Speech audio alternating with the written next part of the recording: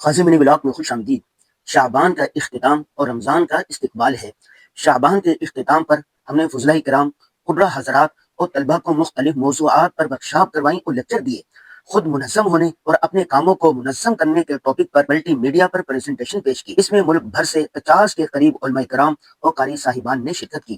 ہم نے ان کو بتایا کہ آپ کس طرح اپنے اداروں اور اپنے عملے کو منظم کر سکتے ہیں، اور پھر عملی مشق بھی کروائی۔ رمضان کے آغاز پر اپنے گھر کے لیے ضروری راشن اور سحر و افطار کا ضروری سامان خریدا۔ اپنی وسعت کے مطابق اپنے مرحوم والدین کی طرف سے رمضان راشن پیکج بنا کر معاشرے کے مستحق افراد میں تقسیم کیے۔